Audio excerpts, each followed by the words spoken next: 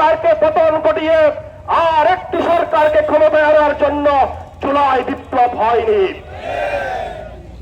কিছু মানুষকে, দলীয় মানুষকে বিভিন্ন সিটি কর্পোরেশনের প্রশাসক মনোনীত করার জন্য জুলাই বিপ্লব সংগঠিত হয়নি।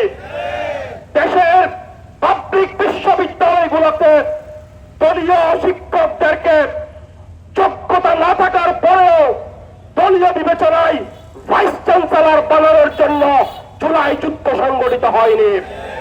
প্রশাসনের রন্ধ্রে রন্ধ্রে দলীয়করণের জন্য জুলাই যুদ্ধ হয়নি।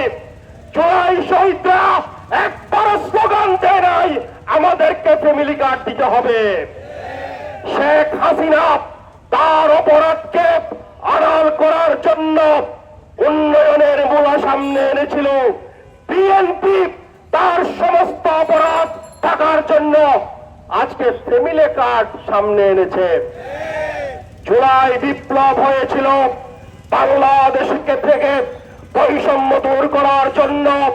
জুলাই বিপ্লবের শহীদদের স্বপ্ন ছিল বাংলাদেশে আইনের শাসন প্রতিষ্ঠিত হবে, সুশাসন প্রতিষ্ঠিত হবে, ন্যায় বিচার প্রতিষ্ঠিত হবে, দুর্নীতি মুক্ত বাংলাদেশ হবে, মানবাধিকার প্রতিষ্ঠিত হবে। আর তার জন্যই সকল দলের ঐক্যবদ্ধ অঙ্গীকার ছিল গণভোট। আজকে ক্ষমতায় আসার পর ওই জাতীয় সংসদে বিএনপির শীর্ষস্থানীয় নেতারা যখন বলেন আমরা ক্ষমতায় আসার জন্য, নির্বাচনটা কোন রকমে হওয়ার জন্য গণভোট তখন মেনে নিয়েছিলাম।